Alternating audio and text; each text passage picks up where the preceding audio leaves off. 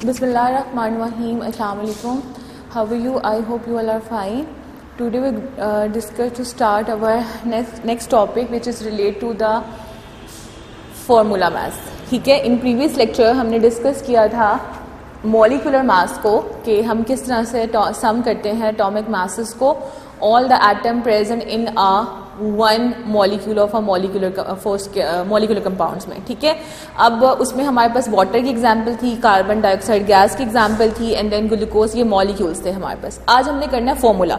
मैंने उस दिन भी आपको एक बात समझाई थी, जब भी हम फॉर्मूला यूनिट की बात करते हैं तो that are relate to the opposite charges या opposite attraction between the different type of atoms.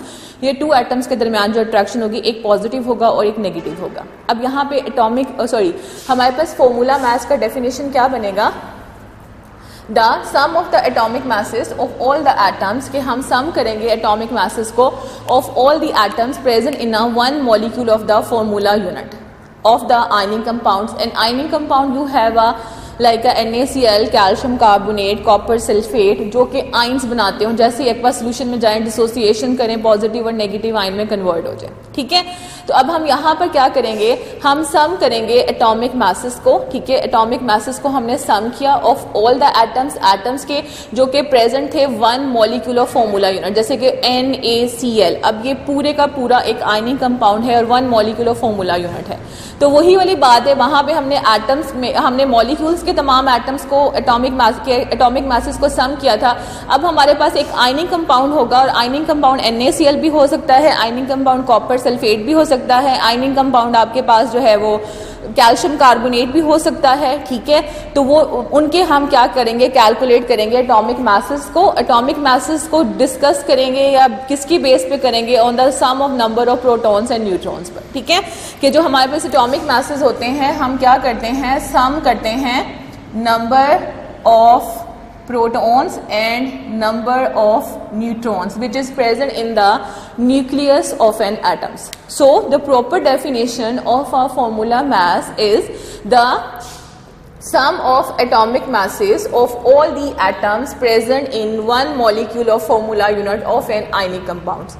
अब हम एक आयनिक कंपाउंड लेते हैं. हमने यहाँ पे मैंने जो आयनिक कंपाउंड सेलेक्ट किया है वो है NaCl. ठीक है, फॉर्मूला यूनिट भी कह सकते हैं हम इसको. अब हमने देखना है कि सोडियम का, ठीक है, सोडियम और क्लोरीन, इसको मैंने थोड़ा ऐसे डिवाइड कर दिया ताकि अब इस हमें पता है सोडियम के ऊपर पॉजिटिव चार्ज है, क्लोरीन के ऊपर नेगेटिव चार्ज है, क्योंकि सोडियम बीइंग अ मेटल है और chlorine being a non metal है.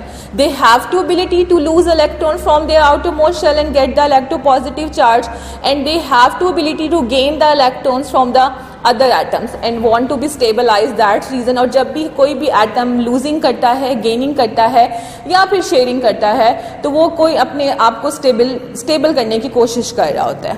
ठीक है, सोडियम का वैसे एटॉमिक नंबर हमारे पास क्या होता है? 11. लेकिन जब हम सम करते हैं number of protons and number of neutrons को, तो हमारे पास आंसर आता है, वैसे तो एटॉमिक नंबर क्या है? 11. ठीक है, सम करेंगे नंबर ऑफ प्रोटॉन 11, लेकिन अब इसके पास एक एक्स्ट्रा नंबर ऑफ न्यूट्रॉन होता है, तो प्लस करेंगे, आंसर क्या आएगा? 23. ठीक है, अब मैंने रीजन भी बता दिया कि इस 23 क्यों आया, because they have a extra number of neutrons. ठीक है, अच्छा, अब इसी तरह से क्लोरीन है. क्लोरीन का एटॉमिक नंबर हमारे पास क्या होता है? 17. अब हम जब 17 और 17 को प्लस करेंगे, वही number of protons and number of neutrons को सम करेंगे, तो आंसर आएगा 34 समथिंग. लेकिन इसके पास भी एक एक्स्ट्रा नंबर ऑफ जो है वो क्या होगा? न्यूट्रॉन होगा, या हम इसने, क्योंकि ये आयन है, इसने गेनिंग की हुई है, तो बेसिकली यहाँ पे क्या होगा? 35.5 आएगा. अब आपने ये दोनों को एज इट राइट करना है, तो हमारे पास एटॉमिक मास ऑफ सोडियम कितना आया? 23, and atomic mass of chlorine कितना आया? 35.5. ठीक है, इसके पास भी एक्स्ट्रा नंबर ऑफ न्यूट्रॉन्स है और इसके पास भी एक्स्ट्रा नंबर ऑफ न्यूट्रॉन्स है. इन दोनों को प्लस करेंगे, आंसर आएगा 58.5 AMU. अब आपके पास MCQ आना है कि what is the atomic mass of NaCl, तो कितना होगा? 58.5 AMU. ये कैलकुलेशन आपने अपनी बुक पर भी राइट कर लेनी है. Next we have a formula mass of calcium carbonate, जिसको हम लाइमस्टोन भी बोलते हैं, ठीक है, उर्दू में हम इसको चूने का पत्थर भी कहते हैं। अब हमने इसको पहले डिवाइड कर लेना है। मैंने इसको 3 पार्ट में डिवाइड किया। पहला पार्ट है कैल्शियम का, दूसरा पार्ट है कार्बन का और तीसरा पार्ट है ऑक्सीजन का, ठीक है।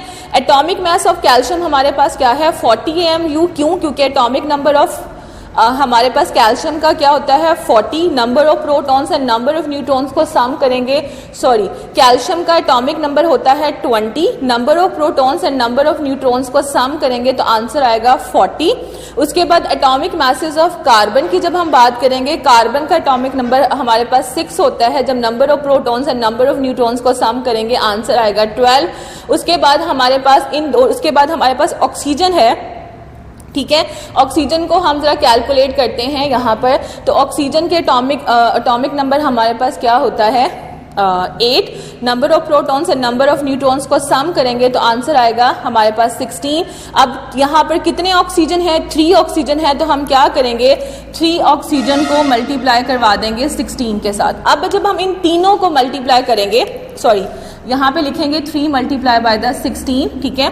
अब यहाँ पे 40, 12 और 3 मल्टीप्लाई बाय द 16, अब इन तीनों को जब हम सम करेंगे तो आंसर आपके पास कितना आना चाहिए 100। So the formula mass of calcium carbonate are the 100। तो ये कैलकुलेशन आपने अपनी बुक पे राइट कर लेनी है।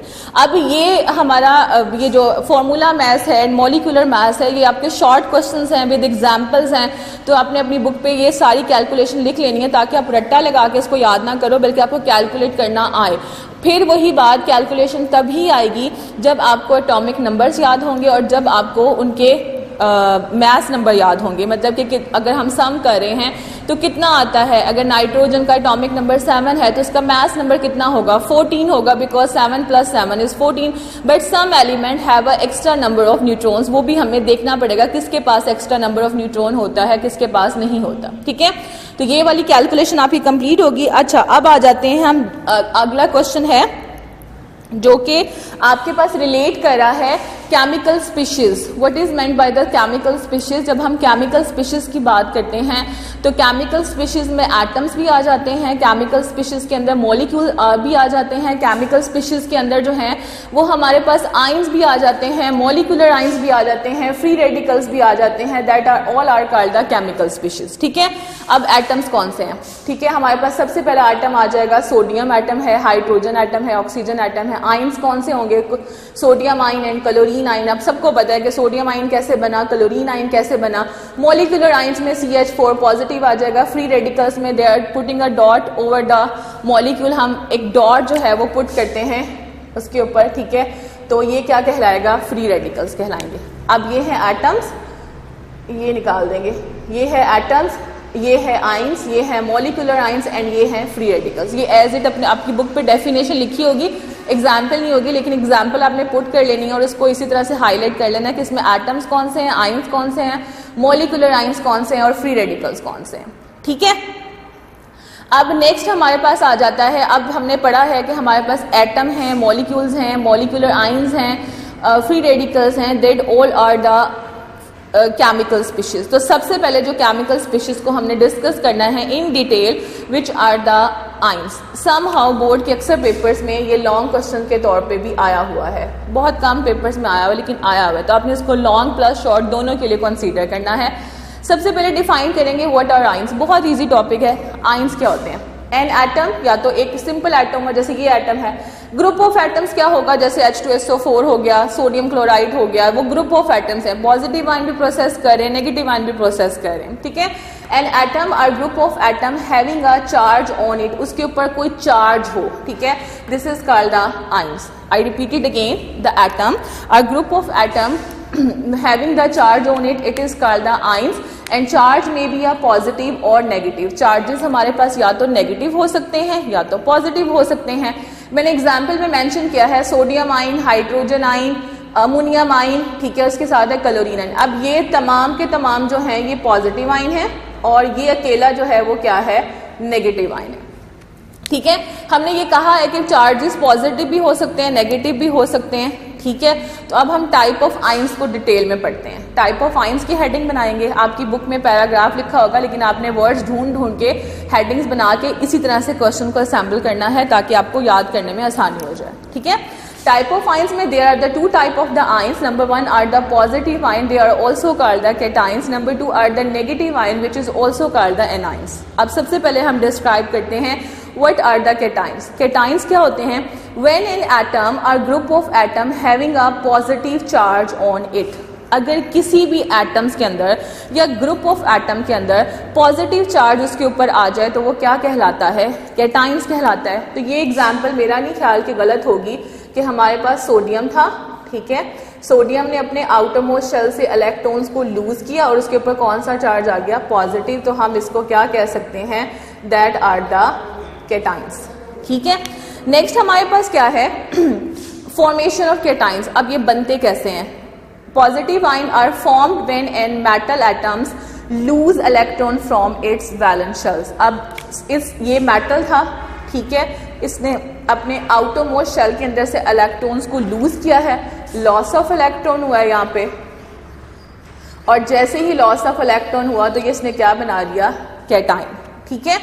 ओके, एग्जाम्पल यहाँ पे मैंने सोडियम की दी है। सोडियम कंप्लीट नंबर इलेक्ट्रॉन्स के साथ प्रेजेंट है 2, 8 एंड 1, एंड देन जब वो एक इलेक्ट्रॉन को बाहर निकाल देता है 2 and 8 के साथ स्टेबल हो जाता है, ठीक है, and electronic configuration is near to the neon 10 के बराबर हो जाती है।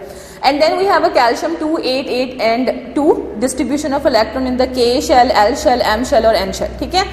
उसके बाद हमारे पास यहाँ से भी इसने 2 इलेक्ट्रॉन्स को बाहर निकाला। Now the distribution are 2, 8 and 8, ये भी स्टेबलाइज हो गया, ठीक है। अब ये इलेक्ट्रॉनिक कॉन्फिगरेशन नियरेस्ट इसने कर ली किसके? नियॉन गैस के, और इसने इलेक्ट्रॉनिक कॉन्फिगरेशन नियरेस्ट कर ली है किसके? आर्गॉन गैस के। अच्छा जी, अब ये मैंने सिंपल एग्जाम्पल दी है पोटाशियम प्लस, अब सिर्फ इसके ऊपर पॉजिटिव का मार्क है तो समझ जाए इसने 1 इलेक्ट्रॉन्स को लूज किया है, प्लस 2 है तो इट मीन दैट मैग्नीशियम ने 2 इलेक्ट्रॉन्स को लूज किया है, बेरियम है तो इसने 3 इलेक्ट्रॉन्स को किया है, अगर 2 इलेक्ट्रॉन्स को किया, अगर एल्यूमिनियम है तो इसने 3 इलेक्ट्रॉन्स को किया है, but they all are the metals and they have to ability to lose electron from their outermost shell and get the electropositive charge, and we can also say in other words cation formation भी बनाई है।